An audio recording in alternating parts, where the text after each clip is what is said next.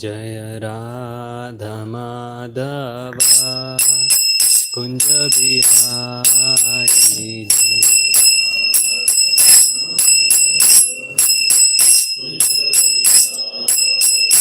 जय राधा माधवा कुंज बिहारी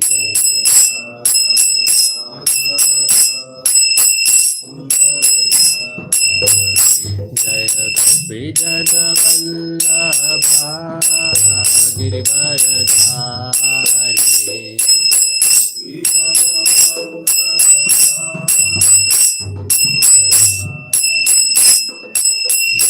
यशोदनन्दन भज जनरञ्जन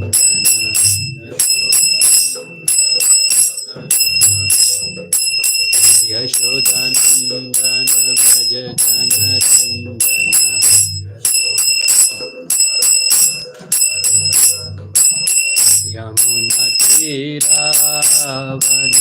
यमुनतीरावनचार्य यमुनतीरावनचार्य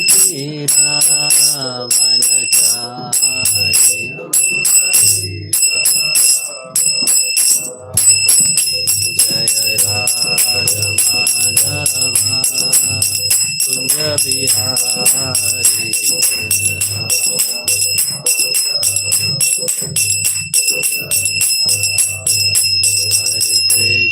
हरे कृष्णा कृष्णा कृष्णा हरे हरे हरे राम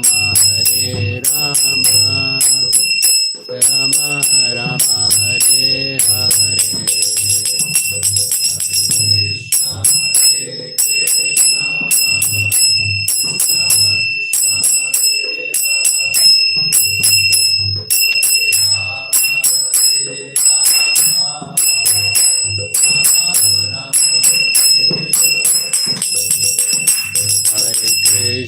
हरे कृष्णा कृष्णा कृष्णा हरे हरे हरे राम राम राम हरे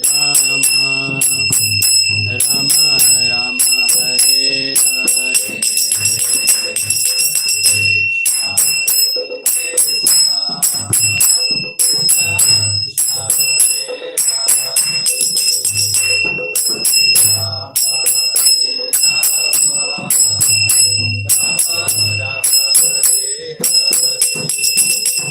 हरे कृष्णा कृष्णा कृष्णा हरे हरे हरे राम राम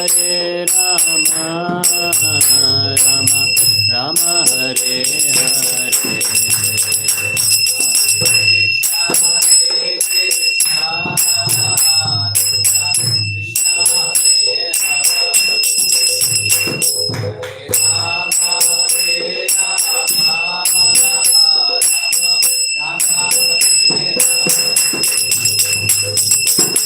कृष्णा हरे कृष्णा कृष्णा कृष्णा हरे हरे हरे राम राम राम हरे हरे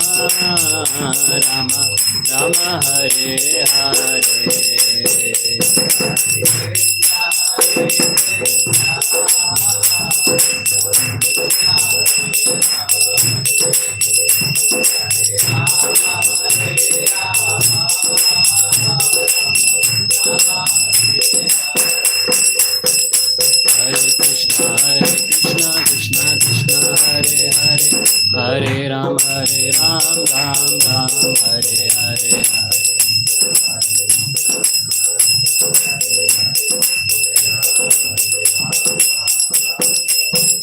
हरे कृष्णा कृष्णा कृष्णा हरे हरे हरे राम राम हरे हरे हरे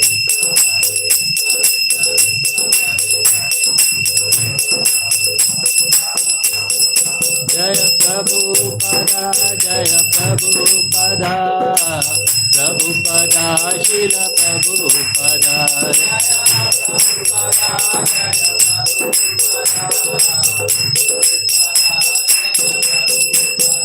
जय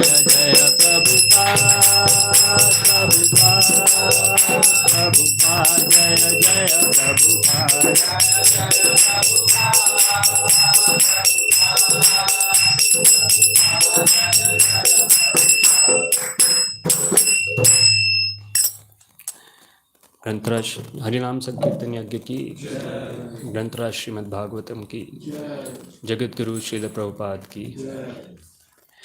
ओम नमो भगवते वासुदेवाय। ओम नमो भगवते वासुदेवाय।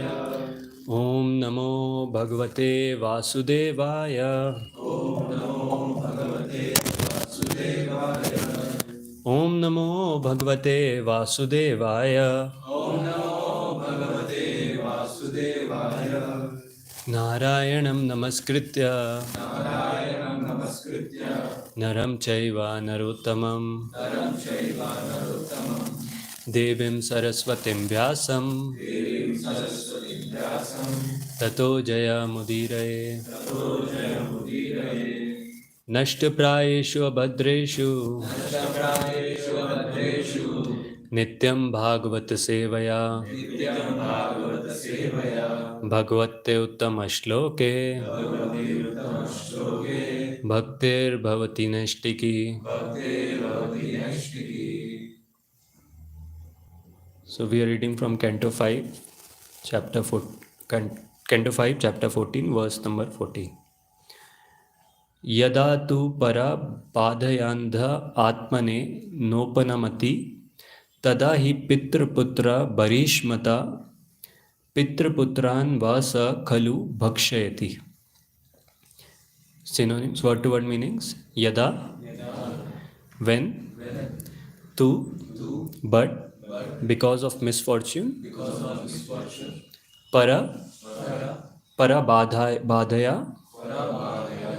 in spite of exploiting all others, andha, blind, atmane, for himself, na upanamati, does not fall into one's share, tada, at that time, he, certainly, pitraputra, of the father or sons, barishmataha, as insignificant as a piece of grass, pitraputran, father or sons, va, or saha, he, the conditioned soul, khalu, indeed, bhakshayati, gives trouble to. Translation and purport by His Divine Grace A.C. Bhaktivedanta Swami Srila Prabhupada. Jai Srila Prabhupada. Translation: in this material world, when the conditioned soul cannot arrange for his own maintenance, despite exploiting others, he tries to exploit his own father or son, taking away that relative's possessions, although they may be very insignificant. If he cannot acquire things from his father, son, or other relatives, he is prepared to give them all kinds of trouble. Purport: once we actually saw a distressed man steal ornaments from his daughter just to maintain himself. As the English proverb goes, necessity knows no law.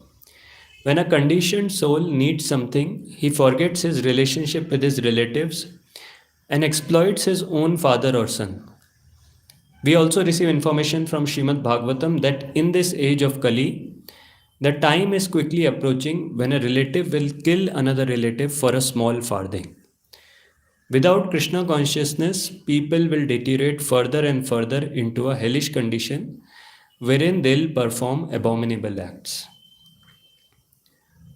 Om Ajnanatimmirandhasya Jnananjana Shalakaya Chakshurunmilitam Yena Tasmai Shri Gurave Namaha Shri Chaitanya Manobhishtam Sthapitam Yena Bhutale Swayam Rupaha Kadamayyam Dadati Swapadantikam Vandeham Shri Guroho Shri Uta Padkamalam Shri Gurun Vaishnavamscha Shri Rupam Sagrajatam Sahagana Raghunathan Vitam Tam Sajivam साद्वैतं सावधूतं परिजना सहितं कृष्ण चैतन्य देवं श्री राधा कृष्ण पादान् सहगना ललिता श्री विशाखान्वितांश्च नमो विष्णुपादाय कृष्णपृष्ठाय भूतले श्रीमते भक्तिवेदांत स्वामिन् इति नामिने नमस्ते सारस्वते देवे गौरवाणी प्रचारिणे निर्विशेष शून्यवादी पाश्चात्य देशतारिणे नमो महावदान्याय कृष्ण प्रेम प्रदायते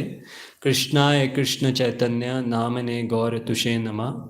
हे कृष्णा करुणा सिंधो दीनबंधो जगतपते गोपेश गोपिका कांत राधा कांत नमोस्तुते तप्त कांचन गौरांगी राधे वृंदावनेश्वरी वृषभानुसुते देवी प्रणमामि हरिप्रिये वाञ्छाकल्पतरोभिश्च कृपा सिन्धुभ्येव च पतितानां पावनेभ्यो वैष्णवेभ्यो नमो नमः।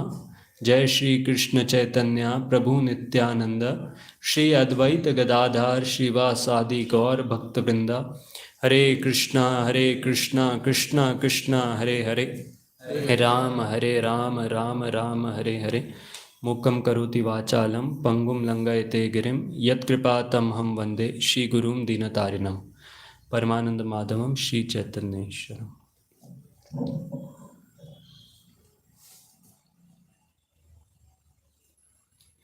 Hare Krishna. So we'll be discussing this verse. This entire series, as we have already discussed, so it's a discussion between Shukdev Goswami and Parikshit Maharaj. So in the previous chapter, the different teachings that were given by Jad Bharat to Maharaj Rahugana, so here they are being explained, or they are being further elaborated, further explained by Shukdev Goswami to Parikshit Maharaj. So now if we see this verse, so in the previous chapter there was a verse, like in the 13th chapter, the 6th verse that was there. So here these 4 verses we see are an explanation to that verse. Or the previous chapter, the 6th verse that was spoken by Jad Bharat to Maharaj Rahugana. So all these verses that we are discussing now, right from the verse we discussed yesterday or the previous verse we discussed, there are explanation to that verse. So I'll just read that verse and we'll try to understand. So that verse says, sometimes the conditioned soul jumps into a shallow river, or being short of food grains, he goes to beg food from people who are not at all charitable. Sometimes he suffered from the burning heat of household life, which is like a forest fire. And sometimes he becomes sad to have his wealth, which is as dear as life, plundered by kings in the name of heavy income taxes.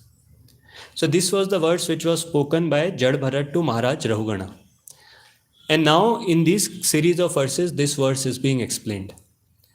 So the first point that was made here is, sometimes the conditioned soul jumps into a shallow river. And in the previous verse, the verse we were discussing yesterday, there this thing was explained, that what it means by a conditioned soul jumping into a shallow river. So there it was explained that sometimes to mitigate distresses in this forest of material world, the conditioned soul receives cheap blessings from atheists. He then loses all intelligence in their association. This is exactly like jumping in a shallow river. As a result, one simply breaks his head.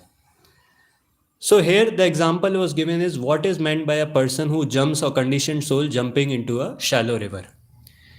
It's mentioned like how in this place or in this forest fire of material existence, where a person is sometimes in a distressful condition, or a person in a state of distress.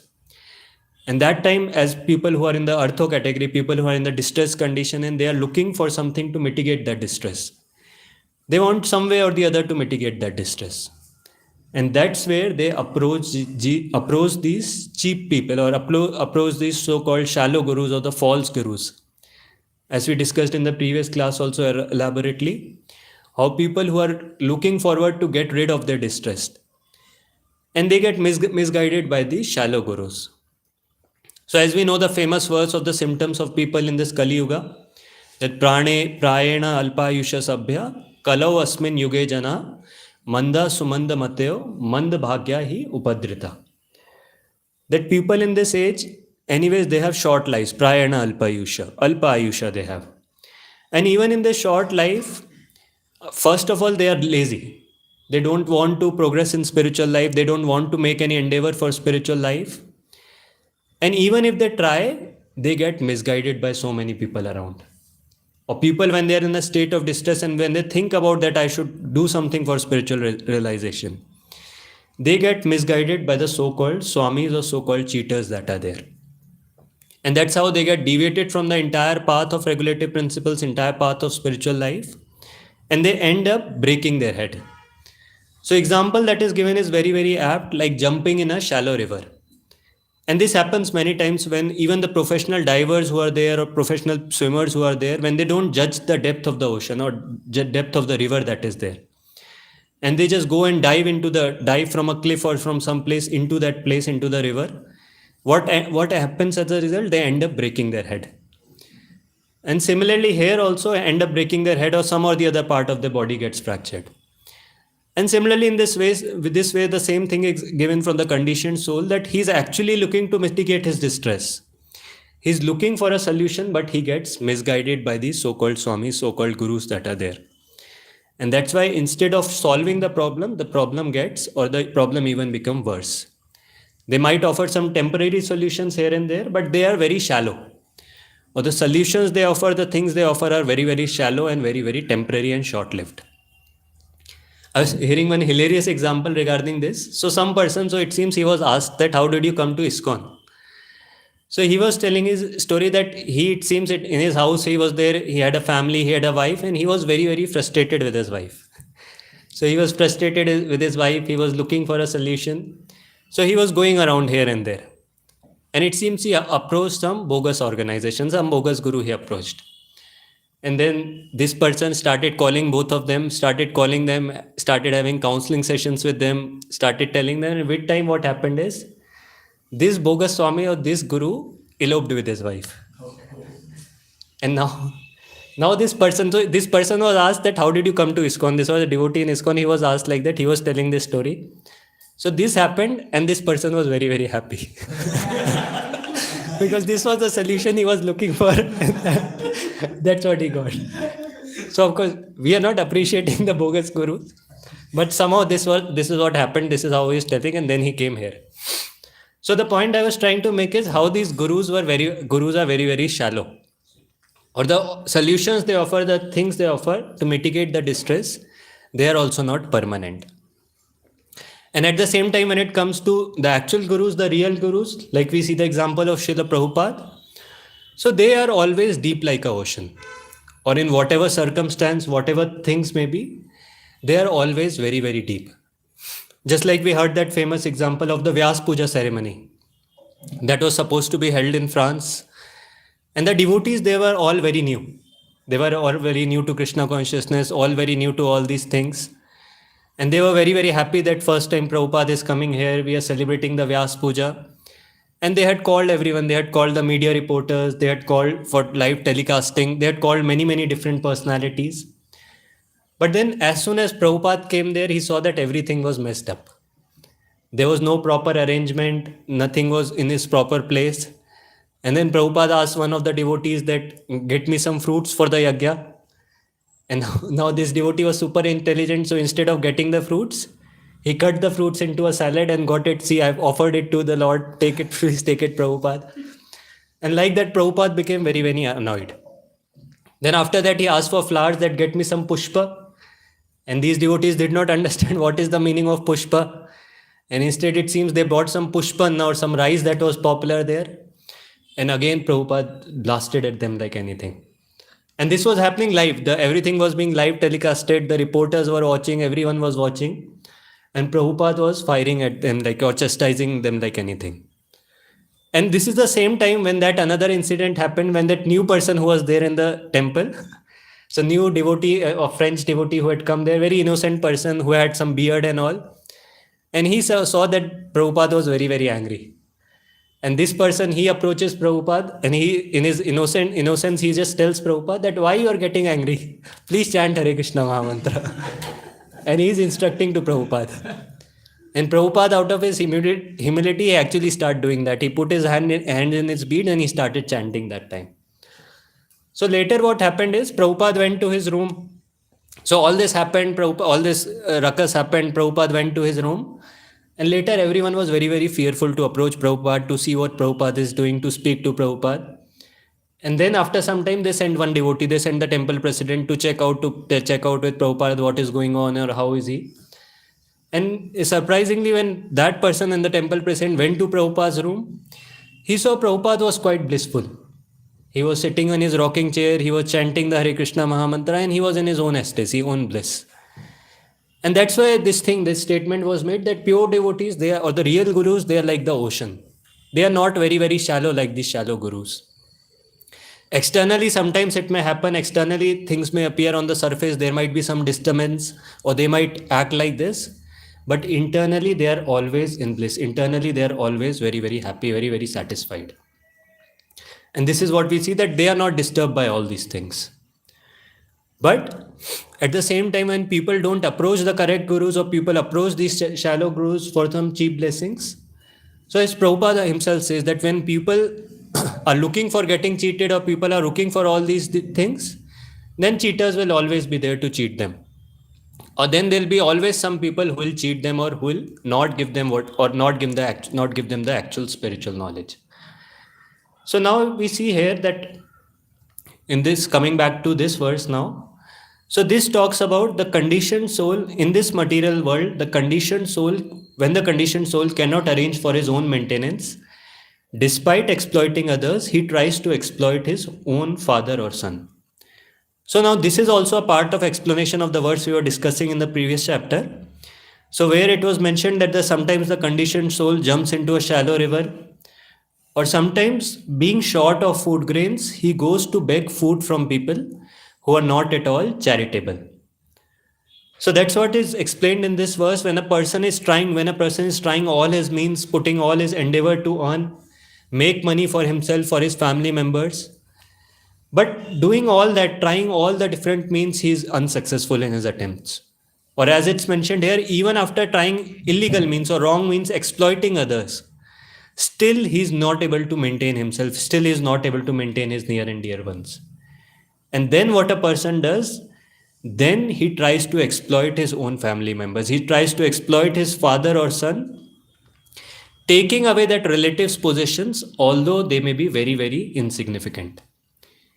Even though his family also doesn't have much significant possessions, or nothing much is there. But when a person gets completely frustrated in his attempts to earn, when he goes here and there, he's not able to get anything by anyone, then he starts exploiting his own family members, or he starts trying all the different means that are available just to get rid of the distress, even to the extent of exploiting or trying to acquire things from his own family members. So now we see in this entire chapter, actually this chapter is named The Material World as a Great Forest of Enjoyment. That is the title that is given to the chapter. But here we see the thing, whatever is described, if we analyze the entire chapter, ironically it's described that how a person is entering into a forest, how his wealth is getting plundered, he's getting whipped, he's getting bipped, he's getting beaten like anything. So where is the enjoyment here? Here the chapter title is like that the material world as a great forest of enjoyment.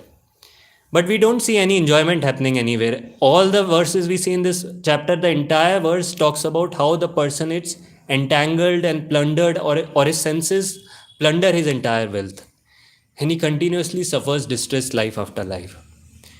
So now we'll try to understand what is this enjoyment they are talking of. So as it is explained in the further verses and the previous verses also, that even though there is no enjoyment in this world, even though all the things, even though the person understands, person tries various methods that are there available for enjoyment, he does not get enjoyment, but still his pursuit of happiness never stops. He's always in the pursuit of enjoyment. He's always in the pursuit that I'll get some happiness one day. He'll keep on trying again and again in that forest, in that material world which is described as a forest. Again and again he'll try so many endeavors just to get that happiness which is actually not available. And this is the same teaching which is there, which Krishna speaks in the Bhagavad Gita, in the Bhagavatam, everywhere we see the same teaching is given by the Lord. That there is no enjoyment in this world, or whatever we try with our material senses, we cannot get enjoyment. That famous shloka from the Bhagavad Gita, 5th chapter, which Krishna speaks to Arjuna. Yehi samsparsha jab hoga, dukkha yonaya evate, adya antavanta kaunteya, na teshu ramate buddha. That a person in this world, whatever he strives by his material senses, unless he doesn't take up to spirituality, he cannot get any enjoyment in this world. Or all these enjoyments he'll get, they'll be just having a beginning, having an end, they won't be permanent. Or they'll all be temporary. And same theme we see is repeated everywhere. Even if we see in the Bhagavad Gita, the same theme is repeated. Even in the Srimad Bhagavatam, again and again, the same theme is repeated. That how no matter what a person what a person tries or what a person endeavors for happiness in this world, ultimately he cannot get any happiness. Even in the theme in the Prahlad Maharaj prayers also we see the same thing he speaks. He speaks that the most frustrated man in this world is the one who tries so much, who puts all his endeavor to enjoy the most. He's the one who becomes the most frustrated. Because in all his endeavors, all his attempts, what he makes, he ultimately realizes that I cannot enjoy in this world. And that's why, as he says, Puna Punash Charvita Charvananam, again and again chewing the chew, again and again trying to enjoy some happiness, the person actually becomes completely frustrated in this world.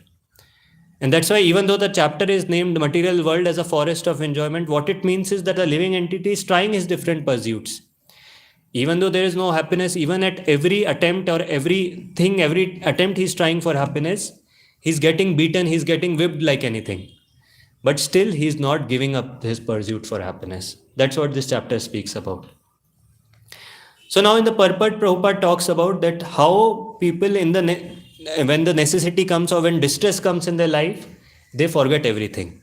Like Prabhupada speaks about this example that once he actually saw a distressed man steal ornaments from his own daughter just to maintain himself. And then as the English proverb goes, necessity knows no law. So here he speaks about when a conditioned soul needs something, he forgets everything. He forgets his relationship with his relatives and exploit his own father or son. Or when a person understands or when a person is in deep state of distress, he forgets anything and everything of this world.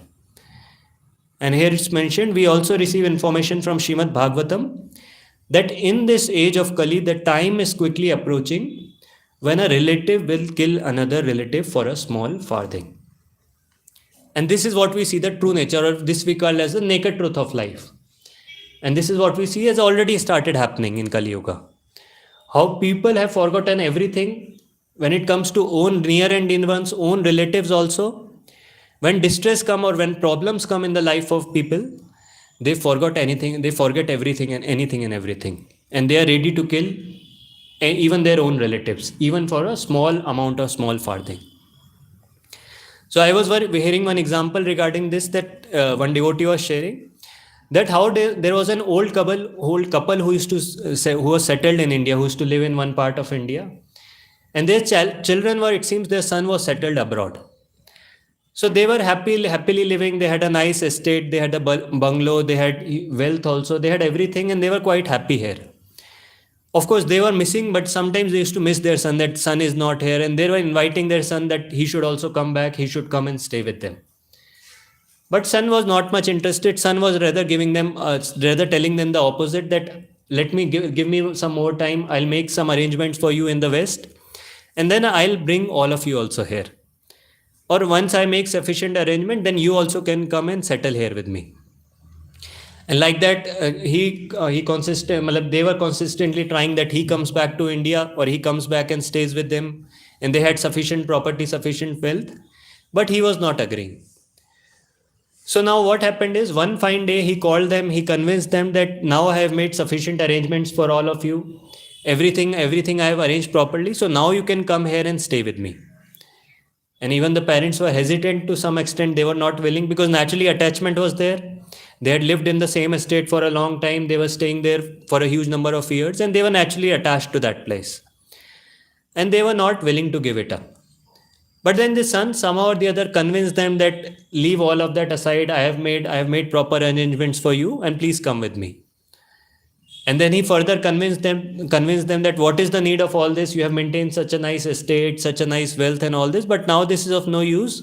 So you sell all of it And then you give all of it away, and then we'll nicely settle there in abroad or in the foreign place.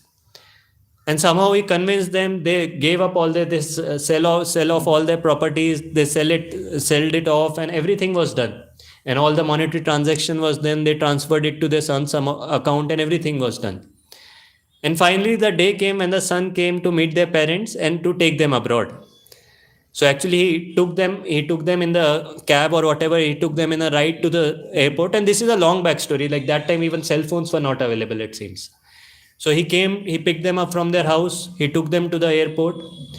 And then, after some time, the son told, "I'll come in sometime. You stay here at the airport, and I'll come back after some time." And he left them. And after that, time passed 10 minutes, 20 minutes, 1 hour, and a huge time passed, and it seems the son never came back. All the wealth they had sold, everything they had sold, nothing he cared that what will they do after that, where will they stay after that, and he just left that place. And this is what we say is the nature of Kali Yuga, or this is what things have come to, where people even forget their own relatives, or forget about their own family members, and just for some sense gratification, just for their enjoyment, they are ready to give up everything, or they are ready to sacrifice even their own near and dear ones. And that's what we see happening here. And this we see the same thing even in Srimad Bhagavatam. Even in the pastime of Ajamil, we see something similar happening. When Ajamil, when he saw that prostitute, or when his mind was bewildered by that, and he brought that prostitute home. And next thing he did was, when his parents were opposing that, when his parents were telling that don't engage in all this, you lose all your Brahmanical culture through all this. And they didn't knew that he has lost everything already. He was engaged, or he was already indulged in a relationship with that prostitute. And what he did was, Ajamil shooed away his parents out of the house. And not just the parents, even the chaste wife that was there. Ajamil had a very nice chaste wife at his home who served him nicely, and he even sent out that wife out of his home just to engage with that prostitute, or just to enjoy with that prostitute. And this is what we see the nature of this world, when all these anarthas, when they crop up in the person, or when they rise in a person, anarthas like lust, like greed, like anger, then a person's intelligence is completely ruined. And this is what is mentioned here, that time will come when people will be ready to kill another person just for a small farthing. They go to the extent, even in Ajamil, even in the past time in Bhagavatam, we see the same thing happening. And even in real life, we see so many examples where people are ready even to kill the other person just for a small farthing. So now we see in this Kali Yuga, or in so many things. Earlier we used to read these examples in our history books. We used to read the examples of Mughals and all these people who used to overthrow their parents, or overthrow just to get the kingdom, or just to get something. Like we heard the example of Aurangzeb, like he imprisoned his own father just to get those kingdom, or just to get the property. And that time it used to become difficult to understand that how these people can do all these things to their own family members, to their own near and dear ones. And naturally they'll get whatever is destined to them, and naturally they'll inherit the property. But how these people become so greedy that they are able to ready to do all these activities. And now we see the same things being repeated in the pages of the Bhagavatam also. The same things been mentioned, that as the Kali Yuga progresses, whoever it is, people will forget anything about their relationship, or people will be ready to do anything just for their own sense gratification, just for their own pleasure. Another example I heard in this regard of one devotee. So he was sharing that how he had gone to one old age home. So he had been invited to an old age home for giving some lecture, giving some talk. And he had been to this old age home, and where he was seeing that, first of all, generally when we go to such places, they are not very amazing places or very well maintained places. They are most like a haunted house or some lonely or deserted places. But then when he went there, he saw it was a very luxurious place, it seems. Very, very nice facilities it had there in that old age home. Amazing facilities and amazing amenities were there. And this devotee was confused for some time that whether he had come to some old age home only, or some place else. So now he did his program, he gave his entire talk, and it went well. And after the talk, he was applauded, everyone appreciated. And then it seems one old man approached him. And he told him that you are very fortunate. So this devotee had gone there, he was a brahmachari, he was a full-time devotee. And this old man tells him that you are very fortunate, and this devotee is asking how you are telling that, why you are saying like that. And he tells that you are very fortunate because you have no children who will cheat you in the future. Or he was telling that my son, I named my property after him, and this is what happened. Later he misused everything and he dumped me here. And this is how this old man was telling that you are very fortunate to be in this position. And like that, the devotee was telling multiple other people he met. So it seems he met another devotee, another female there, old lady, who was, it seems, before some very famous actress. And he was also there in that old age home. She was also there in that old age home. And this person was surprised. He was just curious to know how she also landed up here. And she also mentioned something similar. She also said that when she was young, when she was beautiful, when she was on the stage, there were many people behind her. There were many people always to get her attention or to be near to her or to get something from her. But when she became invalid, when she became old, when she stopped coming on the stage, then she was disposed of like anything useless. Just like a useless item, she was disposed of here in this old age home. Just like we see the case of animals, like animals, when the old animals that are there, like the ox and all, people just wait for them when they will die. And they are just disposed of like anything. And similarly, even in this old age home, the devotee was describing, even though everything was there, all the facilities were there, all the amenities were there, it was like a five-star hotel, that old age home. But still, these people were all in a pathetic, miserable condition. They were all dumped there like anything, not being cared for by anyone. Even though money was there, money was being sent for their maintenance, but no one actually cared for them. And people were just waiting for them to die. That's what the situation was. That's what they had been put there for. And this is what we see in the age of Kali, this unfortunate situation that is there, where all kinds of relationships or everything that is there is mostly based on sense gratification. As long as the other person is helping us in gratifying our senses, we are relatives or we are family members or we are so-called attached to each other. But as long as we see some problem happens in that sense gratification or a person is not able to enjoy his senses, then he forgets anything about the relationship or anything about the friendship that is there. So this is what we see, the very, very unfortunate situation of this age of Kali Yuga is there. And now we see the last line in this. Prabhupada mentioned that without Krishna consciousness, people will deteriorate further and further into a hellish condition wherein they will perform abominable acts. So this is the most important essence we can now take from this, that how there is a very, very important need to spread this Krishna consciousness. Currently we see this condition of the Kali Yuga, where there is no Krishna consciousness or there is no as such information in the public about the need of spirituality. And that's why we see all these abominable things that are happening. So here we see in the ideal example for this, like how to preach to such people who are completely abominable or completely in the modes of ignorance and passion. We see the ideal example is the example of Prahlad Maharaj. How he, even though he was born in a demoniac family, even though he was sent to a school where all the people that were there were all demons, all coming from a nice demoniac background, and still he managed to preach to them. And what was the preaching he did? The most important thing he speaks about, if we read that entire instructions given by Prahlad Maharaj, he speaks about the value of the human form of life.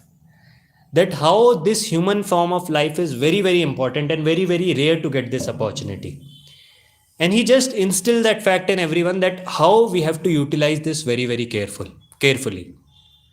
And this is what Prahlad Maharaj says, Kaumara acharit pragyo dharman bhagavatam iha dullabham manasham janma tadapi adruvam arthadam. So Prahlad Maharaj says that this human form of life, dullabham manasham janma, is very, very rare to get. Somehow or the other we get this opportunity after going through many, many life forms. We get this human form of life. And in this human form of life, one who has some intelligence or one who has some brain substance, he should use this human form of life. He should not waste this human form of life in all the materialistic endeavors. But what he says is right from the beginning of his life, right from the tender age of childhood, rather he says right from the age of 5 years, one should practice the activities of devotional service. Or one should give up all other engagements and just engage in devotional service. And then he says, Tad api adrupam arthatam. That even a slight amount of sincere devotional service can give one complete perfection. That even if someone is not able to complete on the path, but even if one takes to that path, even if one performs some slight devotional service, he can also get the complete perfection. This is what the teaching which Prahlad Maharaj gives to all those demoniac students who were there. And he also made them, it seems, he also made them devotees. They also started practicing to such an extent that the teachers became fearful. The teachers who were there, Shanda and Amarka, they were fearful what this person is there, or this person is contaminating the entire school or contaminating the consciousness of these people. And that's when they took him to his father. We know the pastime that happened further. He took him to his father and his father threatened him. And that's when Narsimha Dev appears. But the point that I was trying to make is how, if we instill this importance in people about the importance of the human form of life or about the rarity of this human form, and how that each and every moment has to be practiced or each and every moment has to be engaged in devotional service.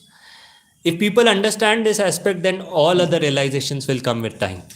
Or people understand the rarity of human form of life and the importance, value of the time that is there, then if they practice sincerely, all other things will happen with time. So even in that purport, Prabhupada talks about that how the condition of the Kali Yuga is such that here the mothers are taught to kill their children in their own womb under the plea of that the population is increasing, so we should curb the population through such extent. So how so many people are not even able to take birth. So many people die in their wombs and they are not even able to get that human form of life. And then if someone gets that chance, by chance a child is saved, child gets the chance to take this human form, then he's taught how to engage in sense gratification. Throughout the teachings that are given is how somehow or the other he has to engage or perform some sense gratificatory activity. And even over and above that, when somewhere or the other we bring someone to Krishna consciousness or we preach to someone, tell him about the importance of this human form of life, then parents' ears are always up. As soon as they hear the name that someone is going to ISKCON or someone hears something about devotional service, they're completely ready to stop all those engagements. Just like we speak about Bhakti Lata Beej, that we should nourish that beej, or we should nourish that seed so that its seed goes further and further, and we advance in devotional life, and we have to bring out the weeds, or we have to take out the weeds that are there. At the same time, on the other hand, for materialists, they want to take out this beej itself. Or when they see that Bhakti Lata beej is growing in someone, they immediately become very cautious or very careful. Just somehow or the other, they want to take out this seed that is there. So that's what we see, that how it's a very rare opportunity we have got to be in this association of devotees, to practice devotional service, and we should make the full and the best use of it. So I was hearing another example. We all have heard about Lomasa Rishi. That how this was a pastime once happened, that when Brahma and Narada, they had gone to Lomasa Rishi. And they were having a discussion, they were talking. So Narad Muni went to Lomasa Rishi and he asked about him. He asked to him, so now Lomasa Rishi was engaged in his spiritual practice. He was very sincerely practicing. He was very sincerely engaged in different activities of devotional service. And Narad Muni approaches him and asks that why you are practicing, or why you are so sincere about devotional service, why you are practicing it so intensely. And then he speaks about the rarity of human form of life, and then he speaks that we have such a short life, such a short time, such a short interval, and we should take it very seriously. And now Brahma was also there, so it seems this discussion happens, both Narad Muni and Brahma were there. And Brahma was thinking, maybe this person's life is short, that's why he's speaking all this. My life is very long. And then Narad Muni asked him about his duration, that how much life do you have? And we all know what Lomasa Rishi says. Lomasa Rishi says that as soon as one hair on my body fall, or in one day of my Brahma, one hair on my body falls. And when all the hairs on my body fall, that is the time I will die. And Brahma was surprised to hear this. Brahma was surprised to hear that even such a personality who has such a great life, he's also so much serious about practicing devotional service, or he's also thinking that my life is so short. So till this point we have all heard before, but I heard something new also. So after this, Brahma said, okay, Brahma is feeling embarrassed, okay, I'll go from this place. But then Narad Muni says, come, I'll take you to another person. And then both of them approach one more personality who was there. And this personality was also very seriously engaged in devotional service. Very, very intensely he was practicing devotional activities. And then Narad Muni asked him the same question, that why you are so seriously practicing devotional service? And he also gives a similar answer. He also talks about that how this human form of life is very, very rare and life is very, very short. A similar answer, similar terms he speaks, that the most important thing is to practice devotional service.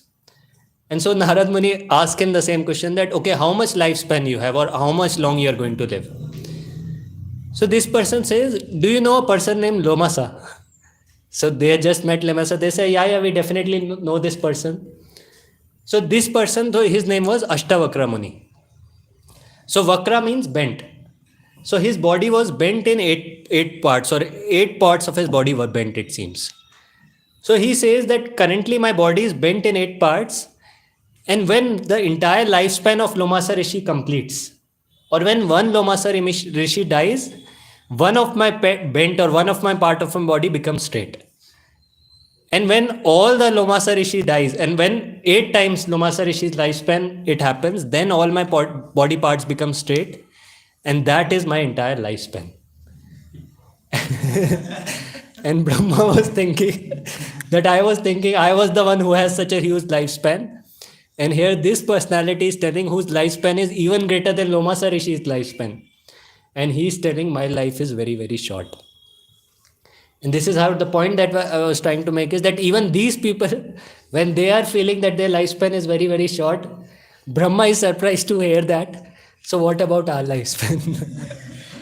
Our lifespan is nowhere in compared to that, or our lifespan is very, very completely insignificant. And so we should always realize that we have got this amazing opportunity to be in the association of devotees, to practice devotional service, utilize the human form of right in the correct way, in the right engagement, to engage in all these devotional activities right throughout the day. So we should value this opportunity. As we know the famous shloka from the Chaitanya Charitamrita, Brahmanda Brahmite Kona Bhagyavan Jeev, Guru Krishna Kripa Paye Bhakti Lata Beej. That somehow after roaming through entire different species of life throughout the universes, some person or the other gets this human form of life, or gets this amazing opportunity. And even in that opportunity, he gets the chance to practice devotional service. He gets the mercy of Guru, he gets the mercy of the Lord. And he gets this chance to practice this devotional service. And that's why he should feel very, very fortunate. And he should value this opportunity he has got. I was hearing in one of the lectures of my spiritual master. So he was telling that how Prabhupada once made a statement that Prabhupada said that if you cannot do anything for ISKCON, or if you cannot expand ISKCON, at least maintain it, or at least keep whatever I have created, or try to preserve whatever I have created. And then my spiritual master was saying that even though Prabhupada, out of his humility, he said like that, he said that we should try our best, endeavor our best to save it, but we won't be happy just by maintaining it. We'll try our best, or we'll put our endeavor just for the pleasure of Prabhupada, just for the pleasure of Guru and Krishna, just to spread this, or just to spread this mission more and more. We cannot be settled just by maintaining all that Prabhupada has given us. Of course, if we do our sadhana nicely, if we practice nicely, everything will naturally be maintained. But we won't stop just at that level. We'll continue on more and more to expand this mission more and more. And this we see is the best utilization of the human form of life. Or this is how we can best utilize the human form of life, by engaging in devotional service, by practicing intensely devotional service or different limbs of devotional service, and also trying to give this message to others, or also trying to preach Krishna consciousness to more and more people. And otherwise, as we all know, as it's already mentioned here, that degradation is anyways happening, and it will keep on happening. Going forward, more and more degradation will happen. Even preaching will become more and more difficult as times will proceed. But the only hope we have to sincerely endeavor just for the pleasure of our spiritual master, just for the pleasure of the Supreme Lord. And if we keep on endeavoring, naturally the Lord will help, and somewhere or the other we'll be able to do something. I was hearing, so once I remember once Bhakti Purushottam Maharaj had come here in SNGM, and he was telling this very amazing thing, that how even though Krishna in the Bhagavad Gita, he says that this world is dukkhalayam ashasvatam. This world is full of miseries, it's a temporary world, and there are always miseries in this world. But he says, whenever I traveled in different parts of the world, wherever I go to ISKCON centers, I give these classes, and I see this association of devotees. And he was saying that whenever I see such an happy association of devotees, so then Vishwam Purnam Sukhayate. Then the same, even though the Krishna says that this world is Dukkhalayam, when I am in the association of devotees, happy devotees, the same world becomes a nice place. Or when devotees practice Krishna consciousness, they naturally become happy, and they are able to make progress, advancement in devotional service. And this all happens by the mercy of Lord Chaitanya. By practicing Krishna consciousness, by the mercy of Lord Chaitanya, as Prabhupada always used to say, we are able to do something, we are able to practice and also expand this movement. So this is what we understand from this purport. One thing is that how the Kali Yuga is degrading, how the different symptoms that are giving, that time is quickly approaching when all these symptoms, all this havoc will start happening in the society. And as Prabhupada says, without Krishna consciousness, people will deteriorate further and further. So the only thing that we understand, the only message we can take for this is that there is a dire need, or there is a very, very intense need to give this Krishna consciousness to more and more people, or to spread this Krishna consciousness around as much as possible, so that we can, as much as possible, we can stop this thing from happening, or stop this degradation from happening. So with this, I would like to pause here. Any questions or comments? Or will it?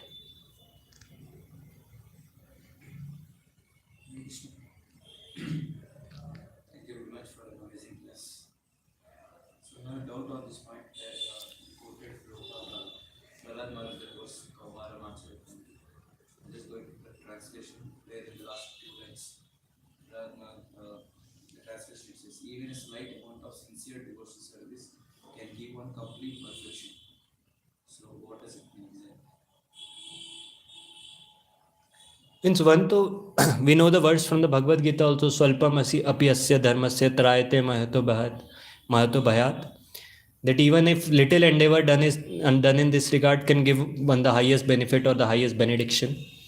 And naturally, a person who performs devotional service in this life, he'll naturally get a chance. If he's not able to attain the complete perfection, he's not able to attain the highest destination, naturally he'll get a chance to practice devotional service in his next life.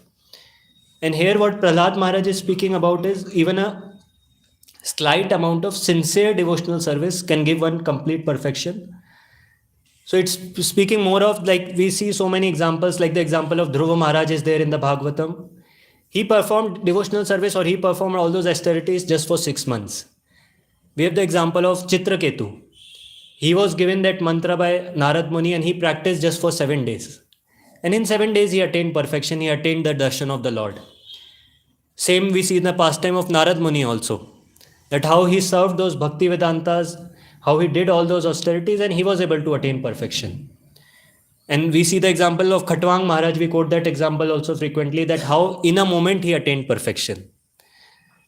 So I think what he means here is that even a slight amount of sincere devotional service, or a person who sincerely performs devotional service, then he can even attain the highest goal.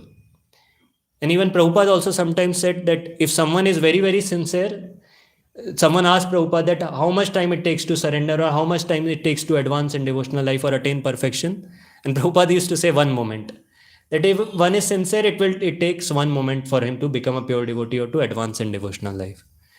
So this is what I feel this is meant about, that even a slight amount of sincere devotional service, if a person performs, it can give one complete perfection. Do you want to say something? Yeah, so whatever you said was nice. Another angle can be given to this is even when you chanted the shloka, I refer the shloka, the moment it is given about this last line, which Prabhupada added in the translation, as the explanation, and the explanation and translation itself So slight amount of sincere devotional service can give one complete perfection. So when someone starts practicing bhakti, so eventually he'll attain complete perfection. That can be another angle. Because it means devotional service began in his life. So surely he'll attain perfection. That is another angle. Even Purport Prabhupada is mentioning that with time, people throughout the entire world, human society is losing interest in the perfection of life. So, if someone takes it up now, at least eventually they'll attain perfection. So this can be another angle from this case. I also had one preaching question. So normally when we speak about human form is rare and it's very short, so materialists have their own argument. Therefore we say enjoy money. Let's not waste time. Let's enjoy. Because one point that you mentioned was yes, we have to preach, and that's how we have to create. We have to preach, and the point that we have to preach is human form is very rare and very short. So how can we preach to such people? Who say that human form of life is very, very short. Short and it's rare, so one should enjoy. So we can tell them that, as I was hearing, I think Bhakti Vinod Maharaj, when he had come here, he was telling that if someone also says like someone wants to enjoy in this world, so he was quoting that Prabhupada was the biggest enjoyer. Prabhupada also was the biggest enjoyer, but we should know the correct way to enjoy. Even if we want to enjoy in this world, we try all these endeavors, and anyways, people are trying different ways to enjoy their senses to get some happiness, but they end up in a suffering, or they end up suffering only. They don't get any happiness in that.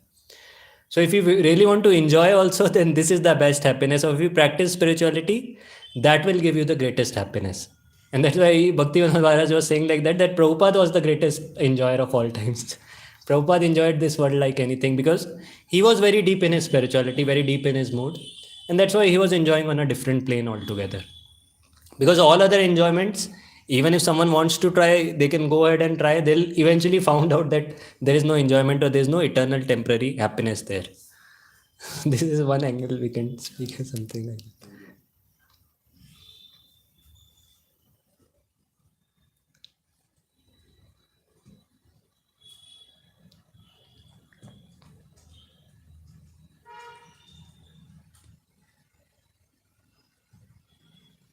We have time, we can take some.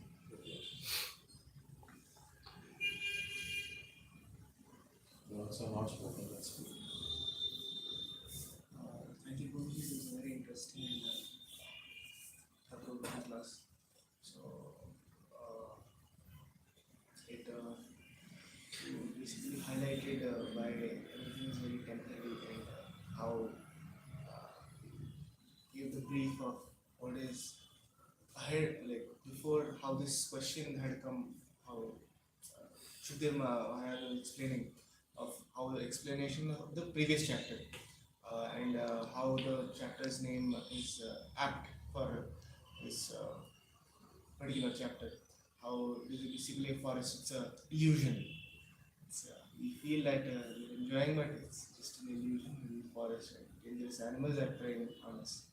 So I think it's permanent and I think it's temporary. Various stories we have.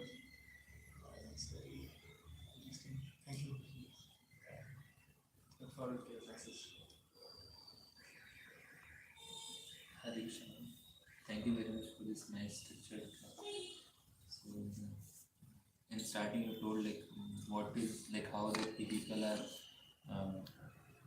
getting diverted from like where to go. They are going to the bogus gurus and they become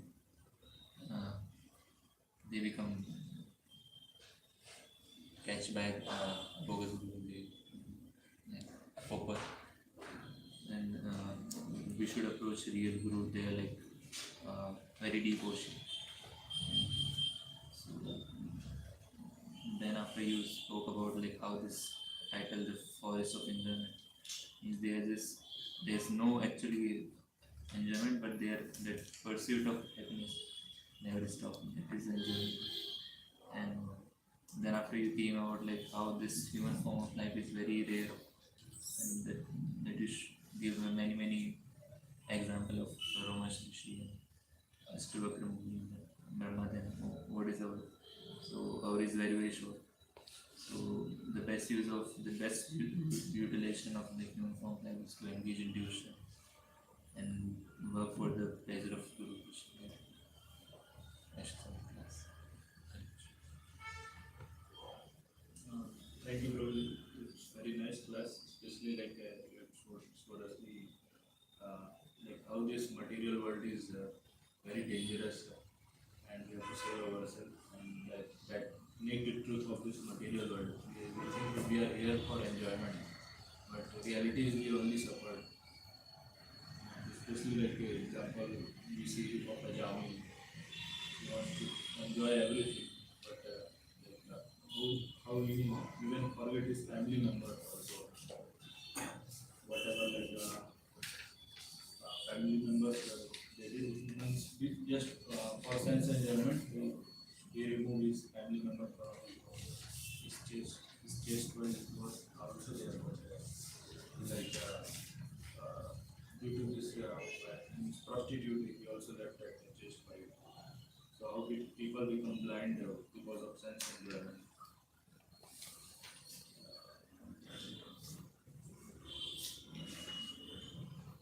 Krishna, you told that we hear the examples of Lama Saraswati and Ashtavat. So our lifespan is very rare, very short, and we should value this opportunity and engage ourselves in the service. And when we associate with the happy devotees, we will naturally become happy. Although this world is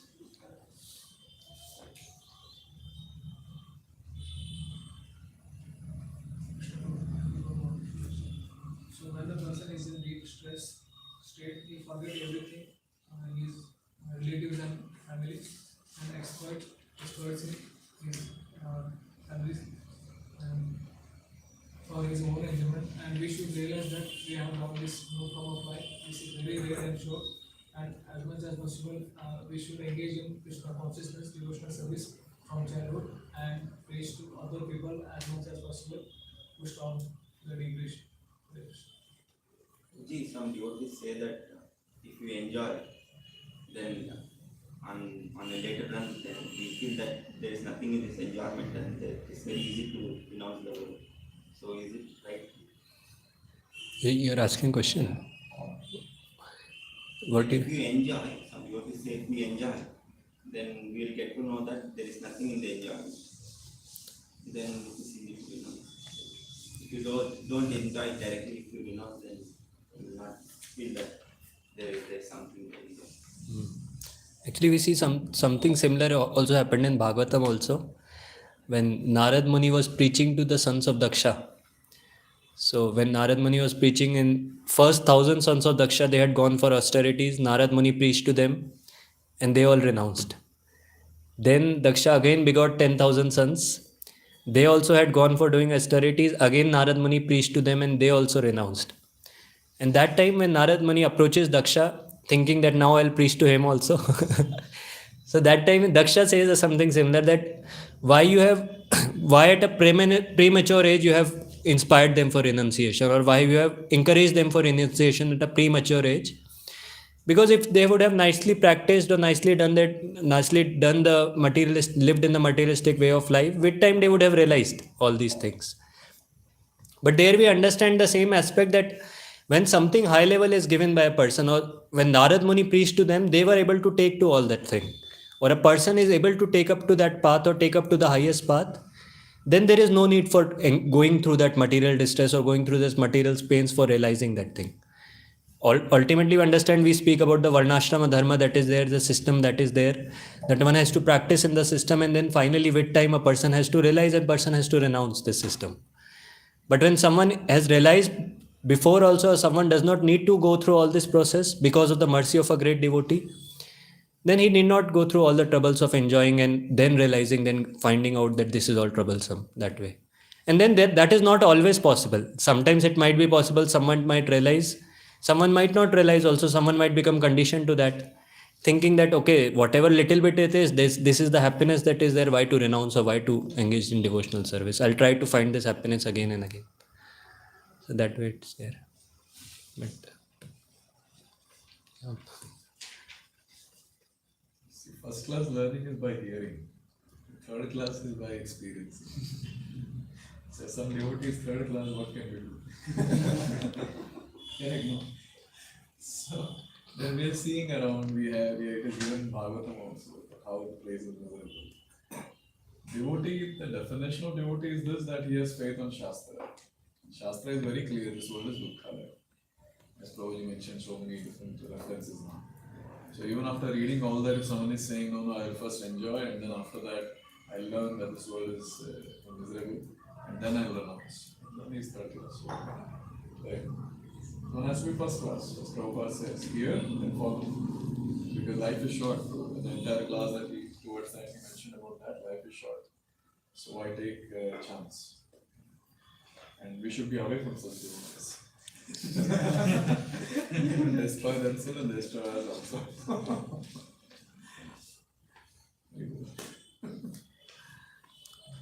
Mantra Srimad Bhagavatam ki, Jai Srila Prabhupada ki. Jai.